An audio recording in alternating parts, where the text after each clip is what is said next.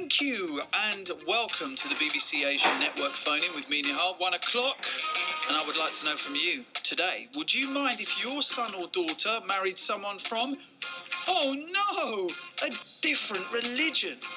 Perhaps you were that person who married someone who was not of your faith, or perhaps didn't even have a faith. And how did that play out? Why did you do it? Would the easier route have been just to simply say it's not going to work? After all, what Asian hasn't been in a situation where they've just walked away from a potential husband or wife once finding out that they are of a faith that means that it would never go anywhere? Is it the bravest of the brave, or is it those who are rejecting their culture and their roots to do so?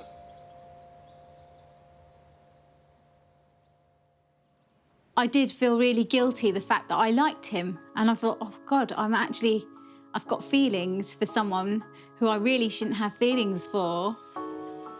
And we used to meet up every day. From there on, once we met, it was kind of like every day. I couldn't get enough of him, he couldn't get enough of me. For me, as a preacher, as a Muslim theologian and jurist, when I see the reality on the ground, it really shakes me. I can stand on the pulpit and tell the worshippers that this is the law. The Muslim woman cannot marry a non-Muslim man. But at the same time, I know the reality on the ground, that it is happening. The challenge for Muslims in today's world is how to hold on to the sense of the sacred in religion, but also live in the modern world.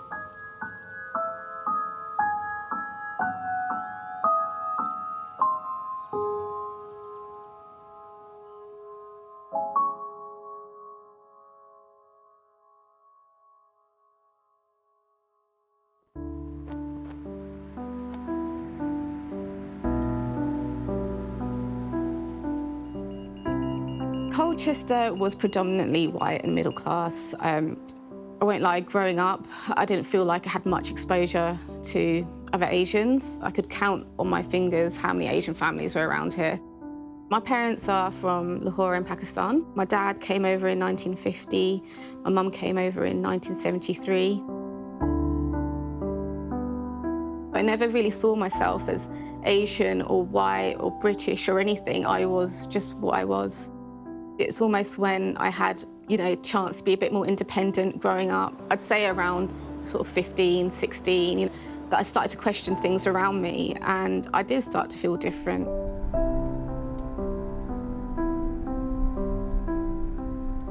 My parents are from India. We're Gujarati Muslims. We lived in a predominantly Jewish area. At home, my parents would expect me to do the traditional Indian thing. Housework and all of that would be more important than the homework. Religion was an important part. I'd have to pray. Although they weren't forceful or anything, but they always reminded me of my roots and what's important, and that this life is just temporary. I'm the eldest of 5. We grew up in northwest London. My parents are from Morocco. We used to go to Morocco every year. We used to go for 6 weeks. Grandparents from both sides. That was my favourite time of my whole life. I'm able to connect with the Moroccan side and connect with the British side, the Muslim side, and makes me me. As a growing teenager, I didn't have any freedom. I knew I wasn't to lose my virginity until I get married. I wasn't to go out drinking. So growing up, I had my boundaries and I knew what not to do. So there were people having parties and I just knew not to ask, just because I would never be able to go anyway. When you kind of grow up in a culture that is foreign to your parents' culture, you almost feel like you have to overcompensate. So I grew up thinking I was never Pakistani enough. I was never anything like my cousins back home. So I always felt like I was on the back foot. So I had some kind of guilt inwardly about how Muslim or how Asian I was. The challenges faced by Muslim parents are the same as those of any parents, to give your children a good education and equip them for life skills. But the specific issue which Muslims face in terms of integration, discrimination, increasing Islamophobia, in the Western world. Those are extra challenges and burdens placed upon Muslim parents. It's a difficult one to navigate, but of course, parents do their best. Britain is a free, liberal society where individual freedoms are really championed, and they should be. And as we raise our families in this society, we are facing challenges which perhaps our fathers, our forefathers never even envisaged or had to face themselves. They've got their tunnel vision that this is the way it is. You know, they've got their whole plan when their daughter was born that, you know, she's going to have an arranged marriage just as they did. But I don't think they took into consideration the fact that they're bringing me up here in London, you know, with such a multicultural society. They'd expect me to help out in the shop. They'd expect me to help out at home. You know, the time that I had coursework and things, that's when I sort of started realising that I want to do well at school and what was the point of all this education if they're not willing to help me out by just give me a break from cooking chapatis or whatever in the evening. I noticed a shift, certainly in my dad, when he expected me all of a sudden, as soon as I sort of started college, and it was the mixed, you know, environment, he was like, no, you need to cover your hair. My friends were like, oh my God, what are you doing? But I'd just take it off afterwards. And I remember one time my dad came to check up on me at college, and some of my friends, they're like, oh God, you know, Fatty, you need to get your headscarf on, your dad's about, you know. So I had all of that. Even if I had, say, like cousins who were boys, even then he would be protective, saying, oh, no, you know, what are you guys all playing upstairs for? Come play downstairs. He was that protective. So I suppose because of the fact that he didn't want me mixing with any guy, I don't know whether that sort of had a sort of rebellious effect on me.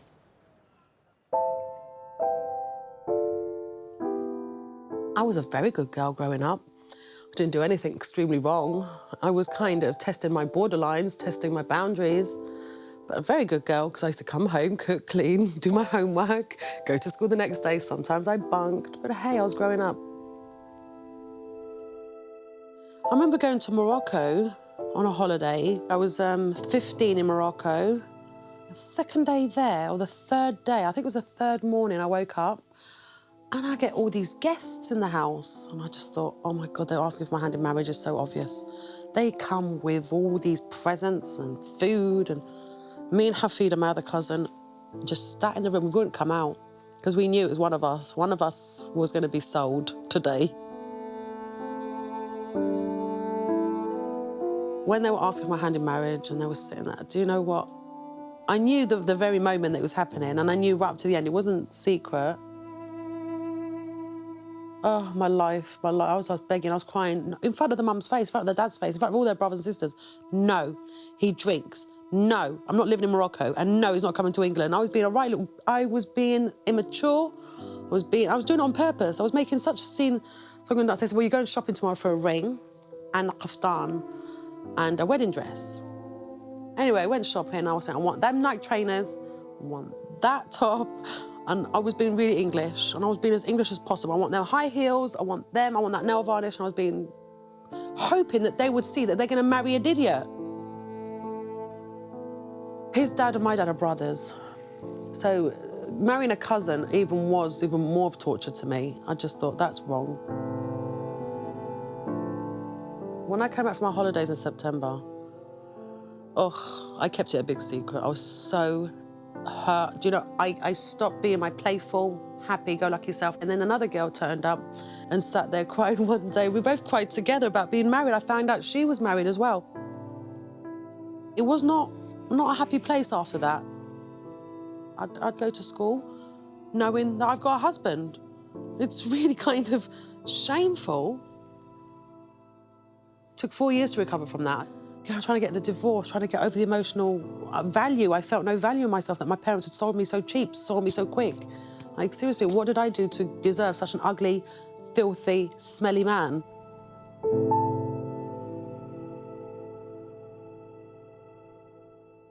When I turned 19, 20, in my university years, I felt I suddenly had to switch roles a little bit, because I think when the subject of marriage became more apparent as I grew up, I think that's where I realised a level of conformity may be asked of me.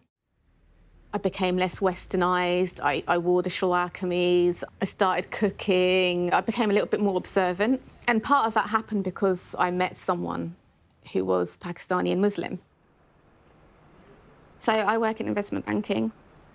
He was also working in the city, so I felt like we had some commonality in terms of our work, our social lives, our religion, our background. I felt like I was making everyone happy. And so for me to see my parents happy, my community happy, and I think for all intents and purposes, for being seen to be doing the right thing culturally, it made me happy. So I didn't see a conflict. I think that happened later on. As I got more involved in my career, I had more ties to it, I was enjoying it, I was getting more involved with people at work. He wanted me to give up work. He started to judge my lifestyle a little bit. At that point, I'd qualified, I'd done a number of exams, my career was going from strength to strength. So I kind of started to feel the friction between my two lifestyles, a dutiful girlfriend/fiancée, then my day job as a banker. So I think the cracks were appearing. After that first marriage is when I literally did start rebelling. I was not able to listen to them. Seeing what they'd done to me, I wasn't listening. That's when my stubborn years actually did happen, because that's when I was doing my own thing.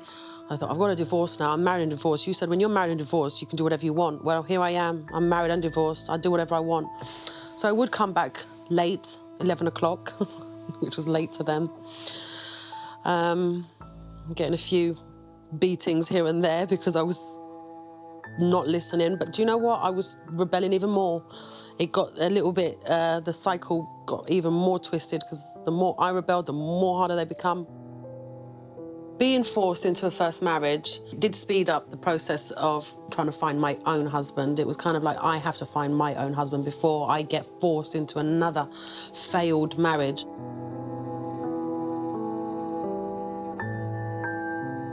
When I did call it a day, I knew it wasn't right for me. I felt immense guilt. I'd let everyone down. How I describe him was the person that I would have thought my parents had in mind for me growing up. He had everything that I would have thought on paper that they wanted, so I felt incredibly guilty. I'm quite sensitive, and I think when you grow up in a dual culture, you are sensitive about offending your parents. So yeah, there was a lot of friction. And I suppose for a few years after I broke up with my ex, I went clubbing, was out in London every single night, drank, dated inappropriate men, dated men not from my culture, not from my religious background. But that wasn't just me letting off steam. I'll fully admit part of it was. I mean, I'd just been in a very constrained relationship. I was trying to find out who I was. But part of me wanted to know why these things were seen as being so bad. I hadn't even had a glass of wine till 2008. But before that, I was vehemently anti-alcohol, incredibly judgmental. But then, it occurred to me, well, how can I judge something I haven't tried? Just to see what was out there. And I think that's just part of growing up as well. It wasn't some kind of crusade to go against my upbringing. I just wanted to live life, and I wanted to be sure that next time I was with someone in a serious way, I wasn't thinking, what if? I wasn't thinking, is this the life for me? Is this something else I haven't tried? I just didn't want to be with someone because I was told that was the right person to be with.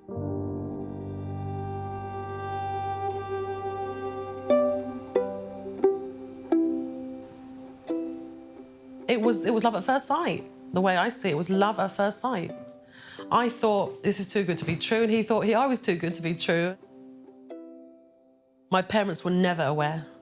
While I was dating him, while I was on the phone to him, while I was thinking of him, they would not have a clue. I wanted to scream it out, like, Mum, there's this guy, and I like him, and he likes me, and I think I love him. I was 16, so we were friends.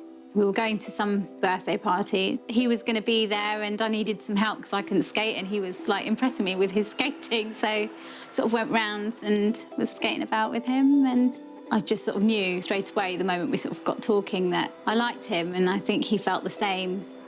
And I remember when I got home, my dad was like, "Where have you been?" And I just made out that I was doing work at college. I couldn't say that I'd been where I'd been. It was all very hush-hush. It was just me and him that knew about it. And that was all just to protect me and the fact that it would just sort of ruin my life at that stage. I met Greg through one of my bestest friends, who's also a musician. She sang on his album, which was amazing. And I'd heard it and I thought, this is fantastic. And he came down to Colchester because I think she sensed we'd have some kind of commonality. And I really wasn't looking for anyone at that time. I'll be honest with you, I don't think I was looking for a relationship for a very long time after my ex-fiance. I was very relationship phobic. We had a conversation, hit it off, and it really was instantaneous. This felt real, it felt human. When I was with Anthony, the guilt would disappear. Everything's all right. You always feel a bit stronger when you're with someone that you love and you're having a good time. You kind of forget all your worries and all the pressure that you have at home. But literally, the moment I stepped through the door, it's like a double life. I did feel torn, really torn between the two. Just walking down the street, we'd have so many looks from people like, "What kind of girl are you?" It was that kind of look. Like I'm bringing disrespect to my family and, you know, dishonour, if you like, to my family. But I wasn't really bothered. I was strong enough to deal with that, you know? The main guilt that I had was towards my faith, really. The fact that I was doing something that I shouldn't be doing. But then, you know, I also had in the back of my mind, if I'm meant to be with this guy, then I will be with this guy, you know, and that's part of my faith as well.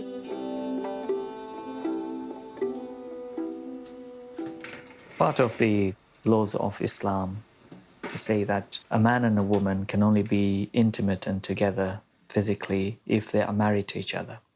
And therefore, we don't have what wider society might have in terms of having boyfriends and girlfriends, having a relationship before one was married to their partner.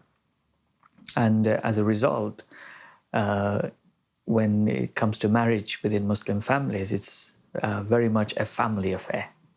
It's not so much about the individual. The traditional schools of Sharia throughout history have generally allowed men to marry outside the faith, especially Jewish and Christian women or women of the book. But generally, Muslim women were not allowed to marry outside the faith. That has been the traditional rule for 14 centuries. Marriage has been described as half of your faith. All that remains now is for them to support each other for the rest of their lives in strengthening their relationship with God. When you have such a system in place, and you find a young person then suddenly wants to get married but is doing things very differently to how it's done, it can cause challenges, sometimes friction.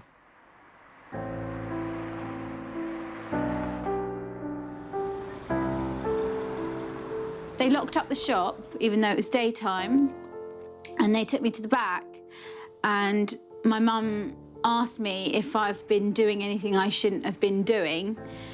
And I said no, and then I knew straight away that this is, you know, they know something or someone's told them something. I couldn't understand how she would have found out because I was quite careful. Then she said that she found some letters when she was tidying up in my bag. And who is this Anthony? She was really, really angry, really sort of vicious, saying, "What the hell do you think you're playing at?" And I was denying everything at first, denying everything. And I think they threatened me with like a broom. They had a broom there. And they said, if you don't tell us, we're going to beat you with this. So, which they didn't, but they did use it as a sort of tool, like, we will beat you if you don't tell us the truth. So I told them that, yes, I've been seeing. And then my mum goes, I used to hold my head up so high. You're such a good daughter and you're nothing now.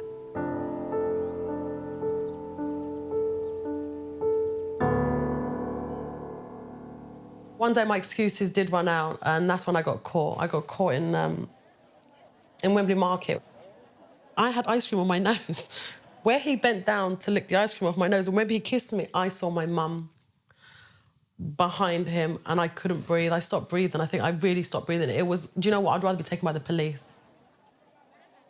Once I said I was in love with him, that was it. I mean, people thought we were selling things. There was a crowd of people because I got a slap when I was there, and because it was not much compared to what was to come. That was actually minor. I had to now lie to the outside world of why I looked the way I did. You know, I wasn't Bushra no more.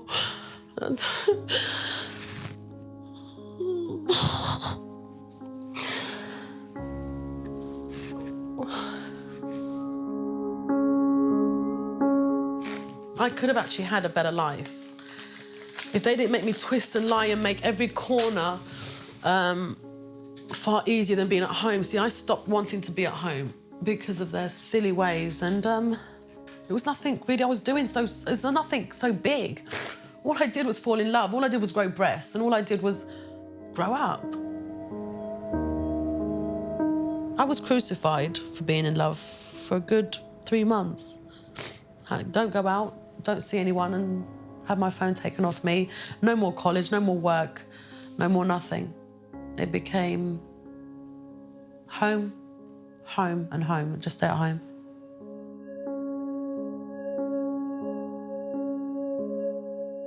I felt genuinely sorry that I'd upset my parents, but nothing, no matter how many sorries I said, they asked me to stop seeing him, and I said, no, I don't think I will stop seeing him.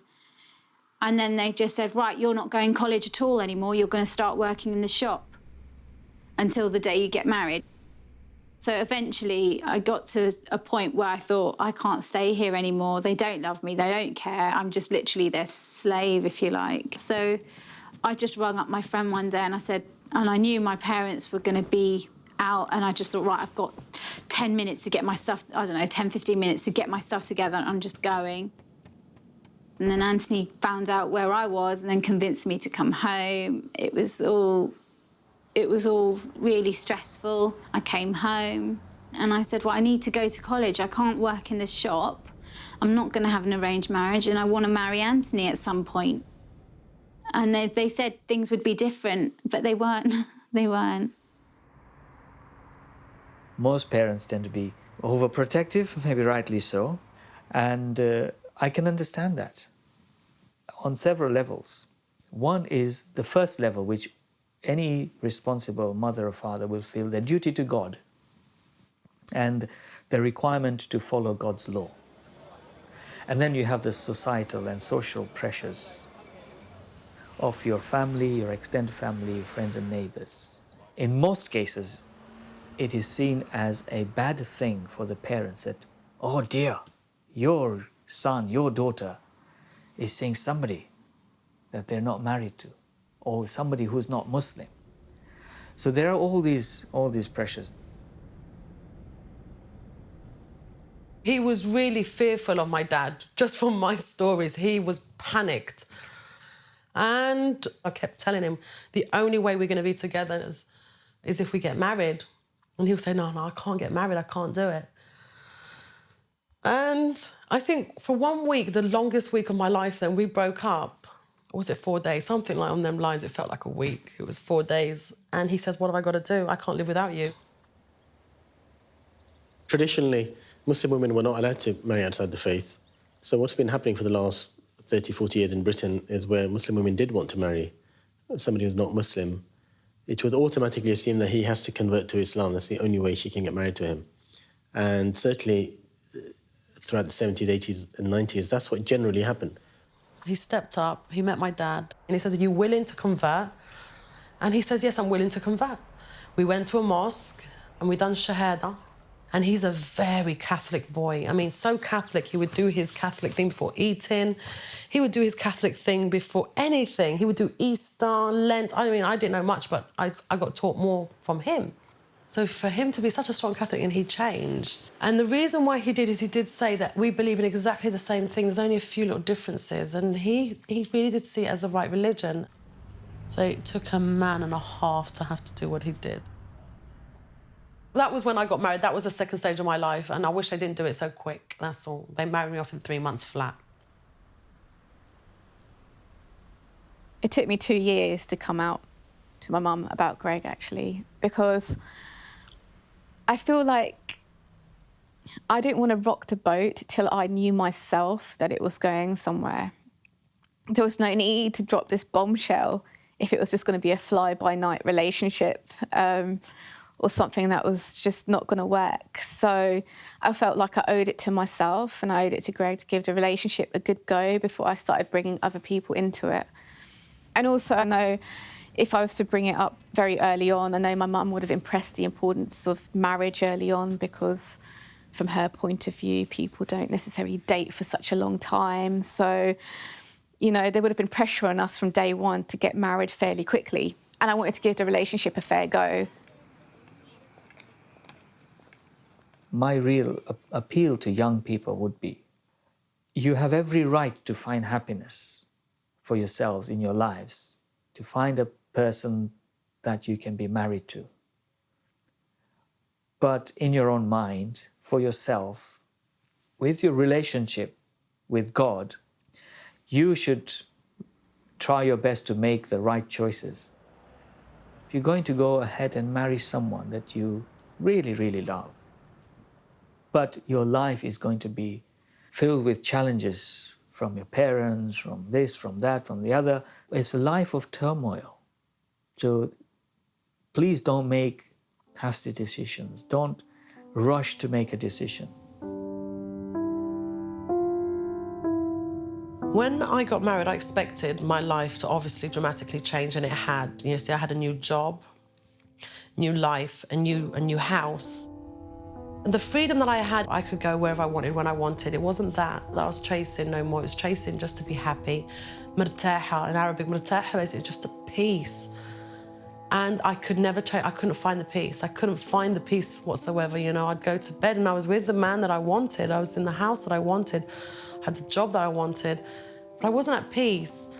And I know why that came down to. That came down to two people, and that was my side of my life, my mum and my dad. And they made one promise, and they kept that promise forevermore. We will never, ever come to your house. We will never visit you. You have made your grave, now live in it or die in it. We don't care.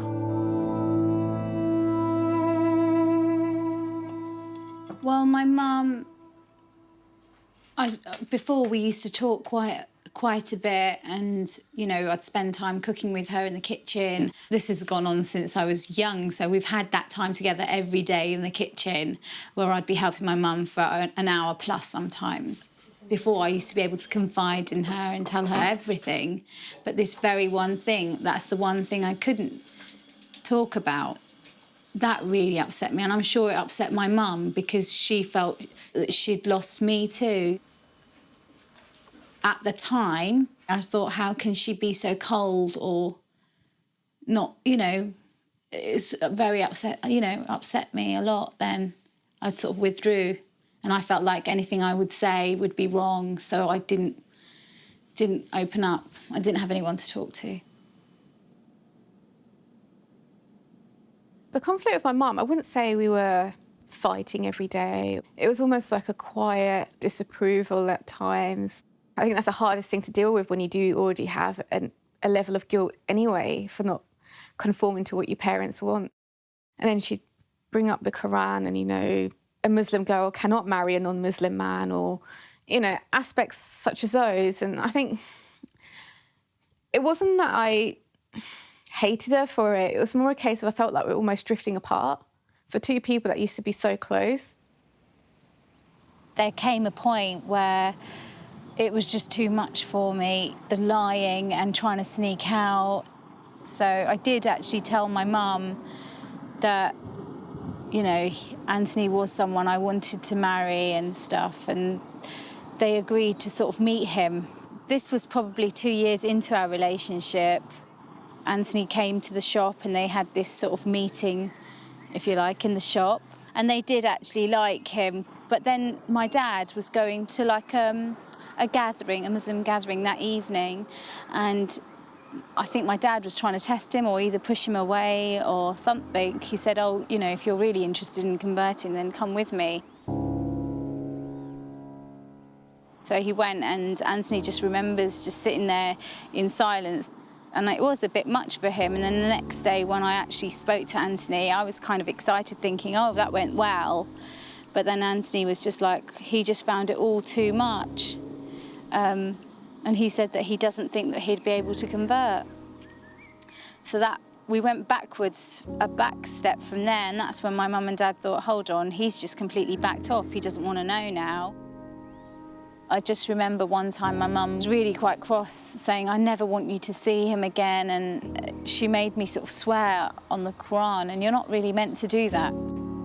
But I think that they were at a point where they just couldn't take it either, that they ended up saying, you know, just swear that you'll never see him. And at that point I knew I was forced to do that, and they made me touch the Quran and swear over that I would never do that. And I just remember running upstairs to my bedroom and closing the door and crying my eyes out and praying like, Allah, I know that I'm gonna see him again, so forgive me for this. Forgive me for what I've just done. We were completely on our own, and we struggled a lot, we argued a lot, we blamed each other a lot for certain things. I lost a lot of weight. I was very, very, very skinny. I couldn't eat. I didn't sleep properly. I was always worried. I always felt panicked. So it's not really a nice feeling because I felt alone. His side of the family also rejected me. They thought we were boyfriend and girlfriend. And they were like, why is your girlfriend always sleeping over? Why is your girlfriend always sleeping over? And he didn't want to say, she's my wife.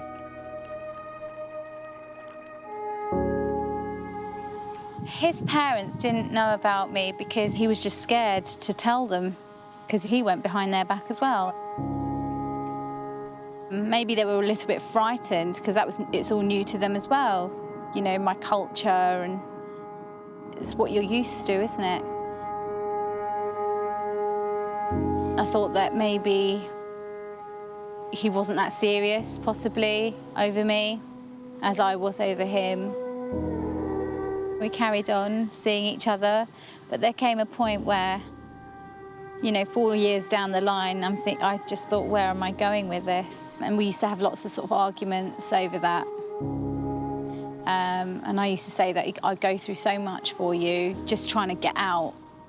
And you don't appreciate the fact that what I've just been through, to just literally climb over my dad and walk over him as he's sort of lying there saying, you know, Fatty, please don't go. And I'd be like, no, I'm going. And it got to that stage where I would just literally disobey my parents. One day, I had enough. They were like, you think you're married? You liar. So I brought out a wedding photo. I went, there it is. Did I make this up? And that was it. There was silence. The biggest silence of my life. He said to me, like, the same as your dad is with you is exactly what I'm going to be under. It's that kind of attack. And I said to him, well, you have to tell them. And he did. He said, we've been married now for 3 years. Oh, the horror on their faces. I got the biggest lecture from his mum. You know, you're now an Ikwasi girl and you're going to do things my way, and you're married into our family, which means you're going to become one of us, and you've married into my... Oh, my God. And I was like, I cannot be serious. I said, I've been doing this for the past 4 years. They're just as strong as us. In background, in language, in culture, in traditions, they, I think, are even tougher. I mean, Moroccans versus Nigeria, for me, is full force. So he had it just as hard. It was 2 big battles we had, big fights. And this was before even the baby turned up, you know. And then when the baby turned up, that was where it was torture. That was even worse. It became the biggest fight of all because it was like, she will be named Duff, and then the other side would be, no, she will be named this. And who's deciding my child? I mean, you decided my marriage, you decided my life. You're not going to decide my baby's life too. Enough. So she's got like 4 names just to please everybody. Oh, so you didn't have to heat it up, you made your own one? Yeah. I was seeing Anthony for 4 years before I got to a stage where I said that I could no longer continue seeing him if we didn't have a future. We sort of ended it, which seemed really odd after all that stress of 4 years and constant battling. So I went home. I just said, fine, find me a... I think I was through with love or whatever. And I just said to my parents, just find me someone, and they did. So I got engaged to a nice guy. I knew that I was making my parents happy, but I wasn't happy. And I was doing that because I thought I couldn't be with Anthony.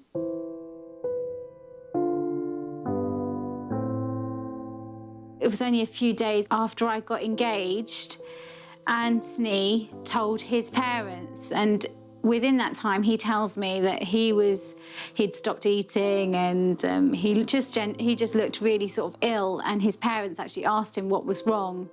And that's when he sort of broke down and said to his dad that, you know, he wants to be with me, but he'll have to change religion to be with me. And at that point, I think his parents just knew that, you know, there was a spark missing from Anthony. His father said to him, well, if your mother was another faith, I'd change to be with her. And if that's what you need to do, then we accept it.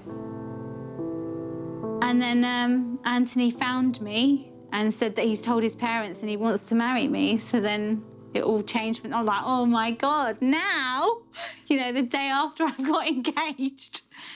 You know, it was difficult. I just couldn't believe the timing.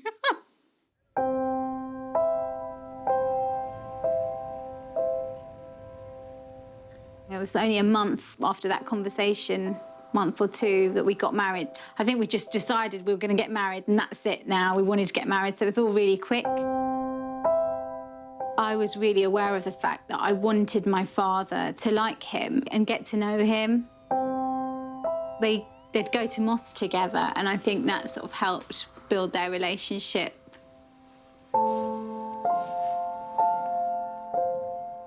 After we got married, people in the community were really welcoming, actually, with Anthony, and I think that was just down to the fact, though, that he was making himself part of the community. He did attend mosque in the evenings with my brothers, and they accepted him.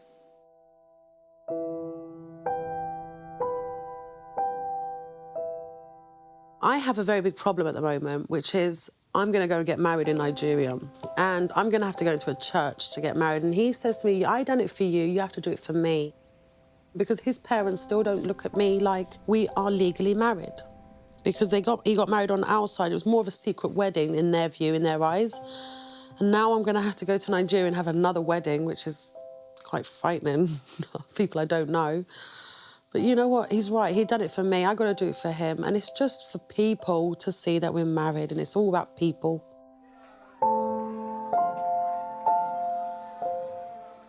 Converting someone, no one could ask me to convert to Judaism. I wouldn't convert. So a church boy like this, to be Muslim, I was asking for heaven and earth.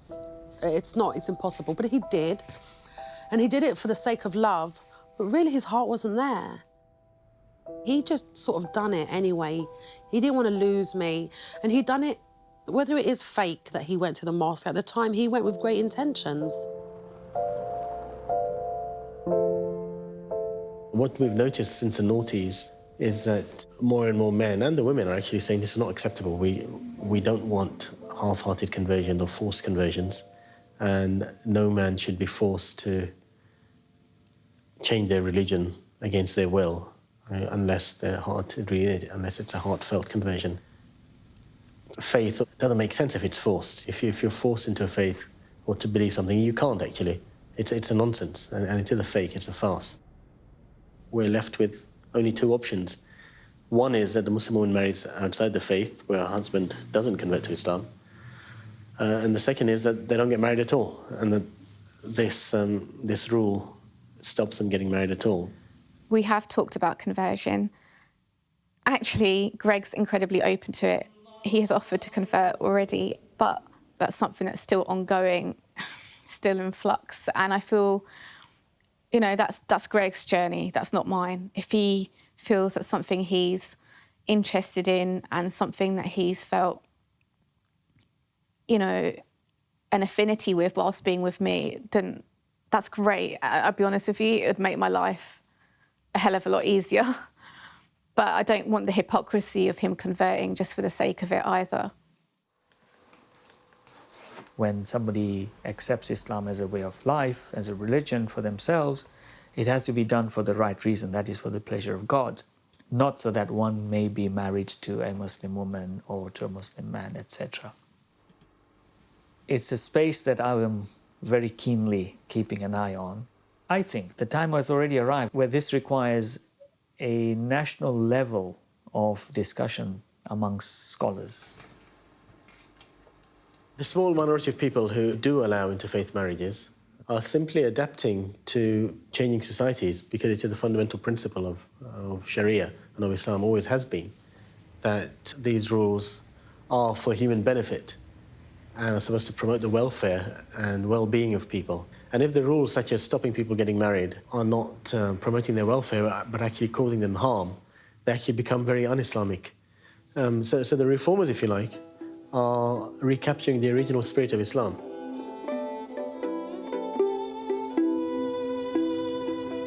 I know that it's happened because I wanted it to happen. I could have just backed off and done exactly what my parents wanted me to do, but I sort of made it happen. And, you know, I would carry certain situations that happened, I might carry them around with me, but, you know, I'm not sort of remorseful or I don't regret anything. I'd go through it all over again if I had to.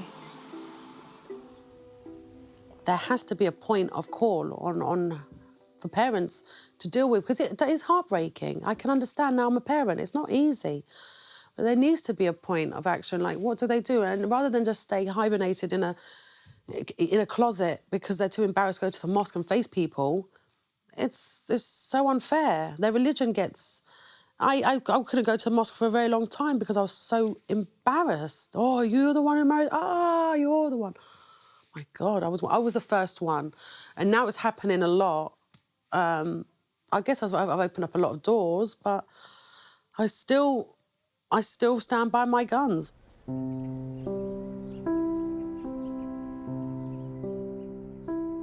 Everything's worked out now, but at the time, as a 17-year-old, I just thought, you know, I've really brought shame to them. So those words, just everything that my parents said to me, they sort of stuck with me. You know, and I'm constantly now, even as an adult, trying to find sort of approval, if you like. You know, always, which is sad. It makes me sad. My husband's always like, you know, you're your worst critic, but well, I just want to make everyone happy, you know. I don't like hurting anyone. I never wished any harm to my parents. I didn't set out to do this intentionally to them. Never set out to intentionally hurt anyone. It's not in my nature and I wouldn't do that, but, you know, things just happened and then I felt like I was completely out of my depth and didn't know what to do. My mum says to me now that you know, she couldn't wish for a better daughter, but at that time, you know, when I needed to hear that, I didn't hear that. I'm meeting more and more a generation of parents who were perhaps born in this country or at least have lived in this country for 3-4 decades.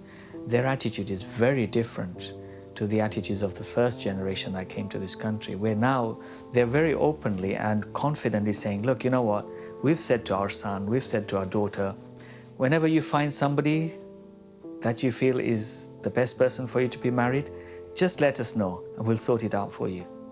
So I'm very encouraged by that development.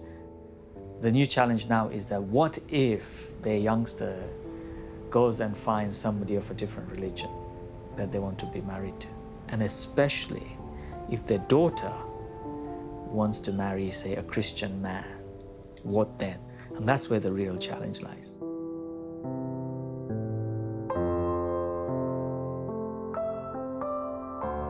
The definition of a husband, the definition of a man, does that still stand? You know, in my relationship, I am the breadwinner. I'm the one that provides. So if you go by the Muslim definition of a man, I probably meet it. So for me, if you're going to be genuinely equal, then allow me to marry someone of the book, then allow me to marry someone who's not Muslim. I think the world is a very different place to what it was. And I think we need to evolve as a religion. I feel like Islam and the Quran is very pro-equality, and I feel like I feel like it is accepted, but I'm not a scholar and I'm not here to sort of give those kind of definite opinions, but I don't feel like I'm doing the worst thing in the world. I've just happened to have fallen in love with someone that wasn't a Muslim. I suppose this is a question I have asked myself. How would I react if my daughter married outside the faith? And I have to be consistent here with a principled stance on this, and which is I would support my daughter fully, God willing, inshallah, in whoever she chose to marry. A man that she falls in love with and he loves her and it's good for her, then that will be good for her in this world and the hereafter, whatever his background. For me, if you're looking at these aspects of religion, who's most religious? Is it the one with the label or is it the one without the label? And I think that's the struggle I'm having with my parents at the moment, to see him as a person and not as a religious entity, you know. I'm Muslim. Let me deal with my Islamic practicing my way, because I don't think I'm going to go to hell. I haven't murdered. I haven't killed, I haven't raped, I haven't done these horrible, I don't steal. So if I'm going to go to hellfire for marrying a black man, I guess that's a little bit backwards, if you ask me. A marriage works, a couple stay together because of the two people involved. That is the bottom line for me. It's how human beings work their ways out. And good people, committed people, who wish a relationship to work will work hard at it and will find ways of making it work, even if there's differences in race, age, religion, culture, background.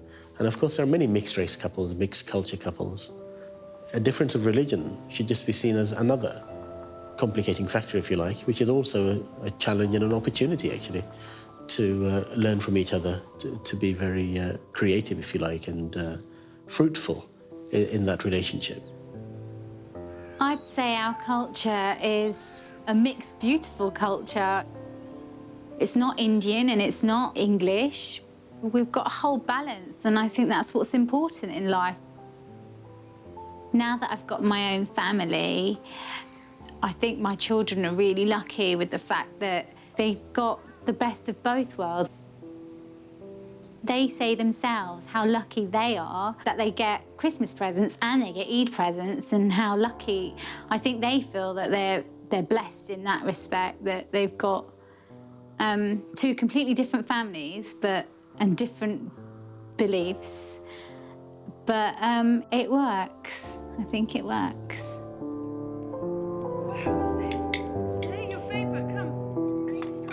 At this time of my life, this point, I have no regrets, no guilt. I feel like I have conquered and I've got to the strength that I am today because of all the suffering that I suffered in the past. I don't blame anyone. It's just made me and my husband and my family work harder to be together more. We're not going to be battered down. We're happy. We smile every day. We laugh all day long because we won.